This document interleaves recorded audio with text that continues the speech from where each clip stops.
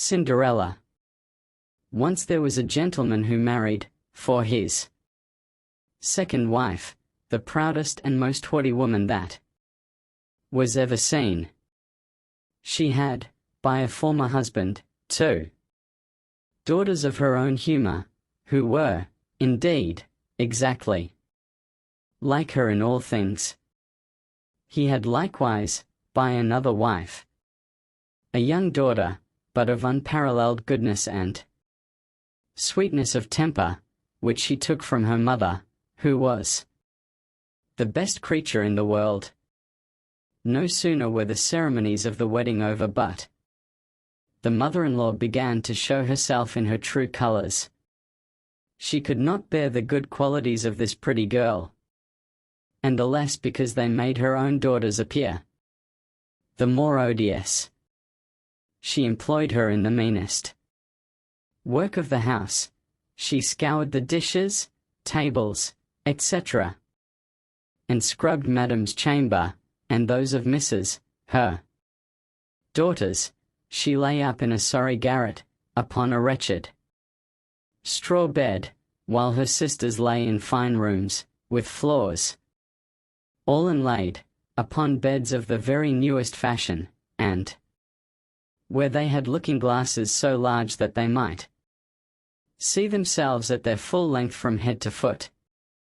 The poor girl bore all patiently, and dared not tell her father, who would have rattled her off, for his wife governed him entirely. When she had done her work, she used to go into the chimney corner, and sit down among cinders and ashes, which made her commonly be called Cinderwench, but the youngest, who was not so rude and uncivil as the eldest, called her Cinderella. However, Cinderella, notwithstanding her mean apparel, was 100 times handsomer than her sisters, though they were always dressed very richly. It happened that the king's son gave a ball, and invited all persons of fashion to it. Our young misses were also invited, for they cut a very grand figure among the quality. They were mightily delighted at this invitation, and wonderfully busy in choosing out such gowns, petticoats, and head clothes as might become them. This was a new trouble to Cinderella, for it was she who ironed her sisters' linen, and plaited their ruffles. They talked all day long of nothing but how they should be dressed. For my part, said the eldest, I will wear my red velvet suit with French trimming. And I, said the youngest, shall have my usual petticoat, but then, to make amends for that, I will put on my gold-flowered manteau, and my diamond stomacher, which is far from being the most ordinary one in the world. They sent for the best tire-woman they could get to make up their head-dresses and adjust their double pinners, and they had their red brushes and patches from Mademoiselle de la Parche. Cinderella was likewise called up to them to be consulted in all these matters, for she had excellent notions, and advised them always for the best, nay, and offered her services to dress their heads, which they were very willing she should do. As she was doing this, they said to her, Cinderella, would you not be glad to go to the ball? Alas, said she, you only jeer me. It is not for such as I am to go thither. Thou art in the right of it, replied they. It would make the people laugh to see a Cinderwench at a ball. Anyone but Cinderella would have dressed their heads awry, but she was very good, and dressed them perfectly well. They were almost 2 days without eating, so much were they transported with joy. They broke above a dozen laces in trying to be laced up close, that they might have a fine slender shape, and they were continually at their looking-glass. At last the happy day came. They went to court, and Cinderella followed them with her eyes as long as she could, and when she had lost sight of them, she fell a-crying. Her godmother, who saw her all in tears, asked her what was the matter. Wish I could, she was not able to speak the rest, being interrupted by her tears and sobbing. This godmother of hers, who was a fairy, said to her, "Thou wishest thou couldst go to the ball, is it not so?" "Why, yes," cried Cinderella, with a great sigh. "Well," said her godmother, "be but a good girl, and I will contrive that thou shalt go." Then she took her into her chamber, and said to her, "Run into the garden, and bring me a pumpkin." Cinderella went immediately to gather the finest she could get, and brought it to her godmother, not being able to imagine how this pumpkin could make her go to the ball. Her godmother scooped out all the inside of it, having left nothing but the rind, which done, she struck it with her wand, and the pumpkin was instantly turned into a fine coach, gilded all over with gold.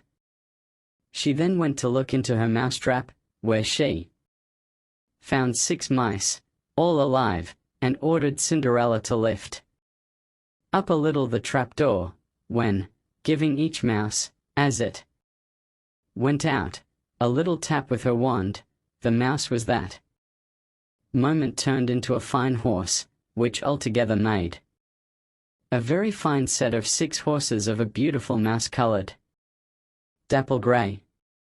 Being at a loss for a coachman, "I will go and see," say Cinderella, "if there is never a rat in the rat-trap, we may make a coachman of him."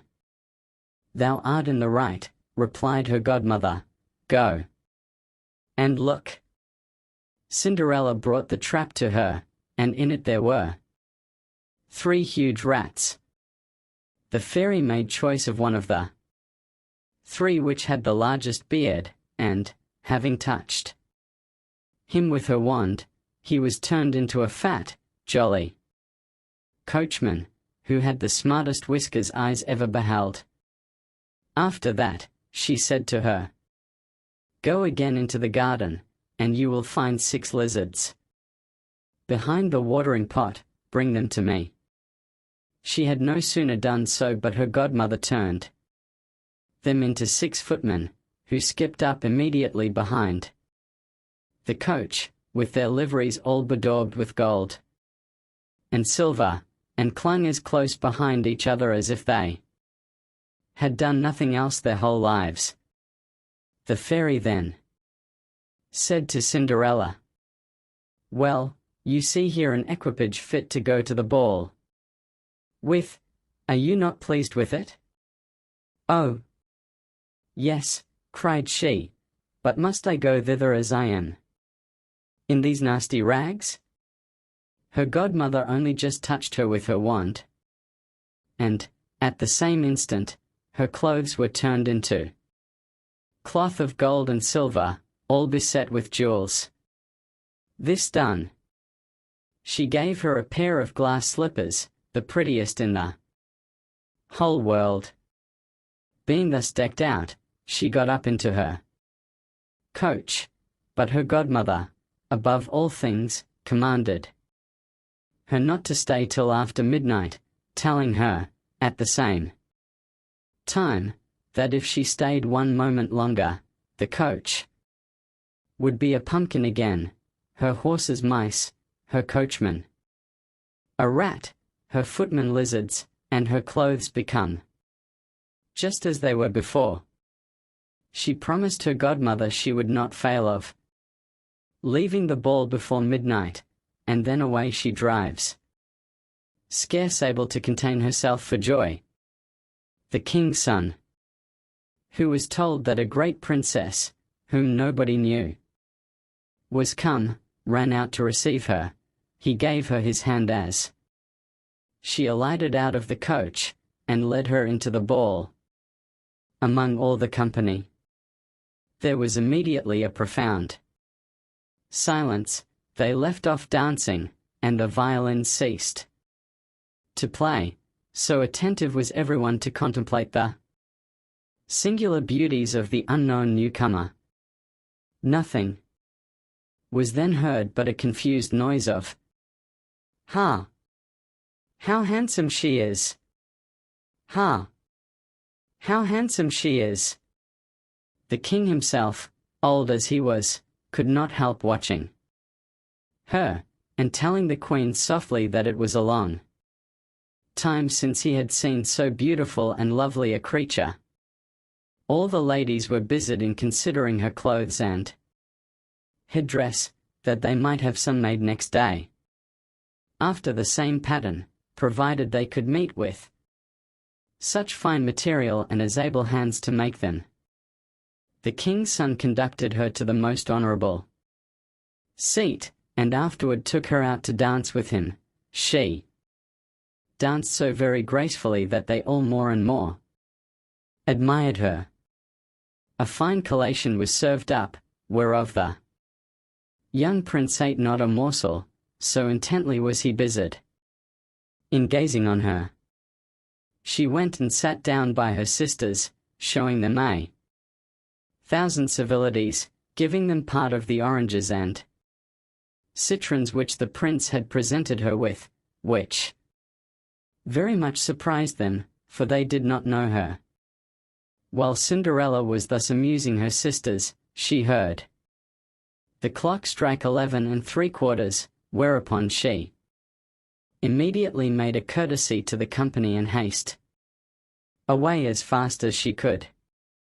When she got home she ran to seek out her godmother, and, after having thanked her, she said she could not but heartily wish she might go next day to the ball, because the king's son had desired her. As she was eagerly telling her godmother whatever had passed at the ball, her two sisters knocked at the door, which Cinderella ran and opened.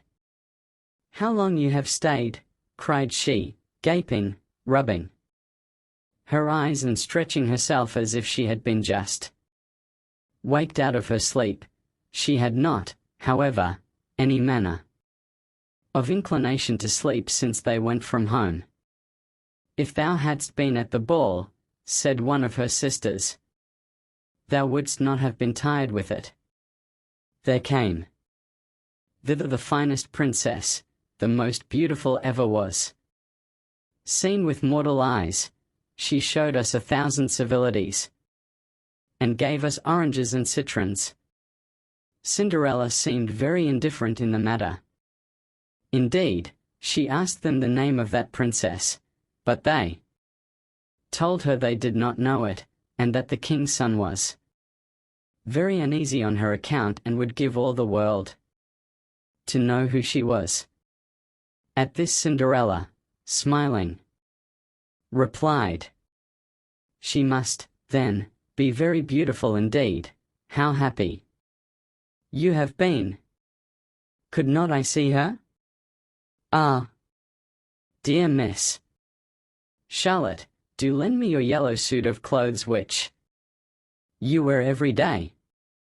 To be sure," cried Miss Charlotte, "lend my clothes to such a dirty cinderwench as thou art? I should be a fool."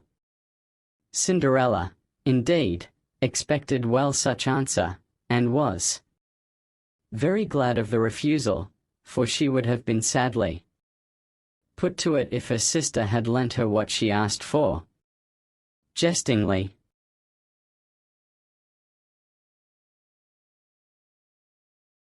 the next day the two sisters were at the ball, and so was Cinderella, but dressed more magnificently than before.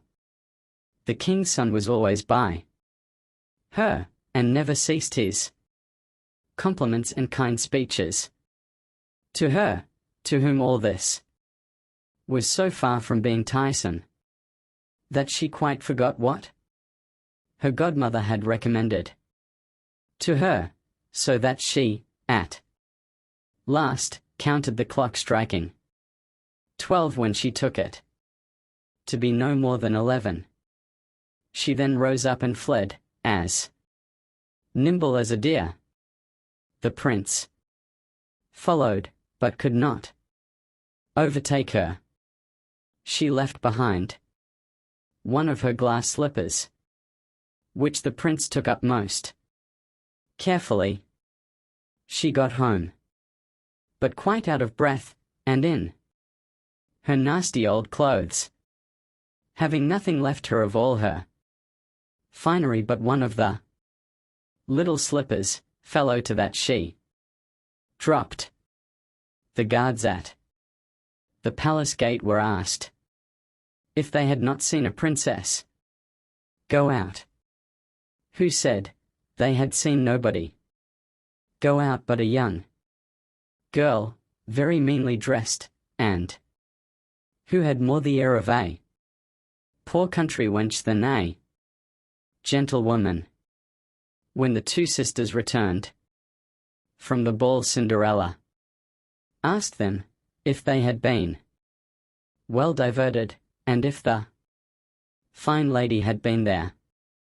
They told her, yes, but that she hurried away immediately when it struck 12, and with so much haste that she dropped one of her little glass slippers, the prettiest in the world, which the king's son had taken up, that he had done nothing but look at her all the time at the ball, and that most certainly he was very much in love with the beautiful person who owned the glass slipper. What they said was very true, for a few days after the king's son caused it to be proclaimed by sound of trumpet that he would marry her whose foot the slipper would just fit. They whom he employed began to try it upon the princesses, then the duchesses, and all the court, but in vain. It was brought to the two sisters, who did all they possibly could to thrust their foot into the slipper, but they could not effect it. Cinderella, who saw all this, and knew her slipper, said to them, laughing, "Let me see if it will not fit me." Her sisters burst out a-laughing, and began to banter her.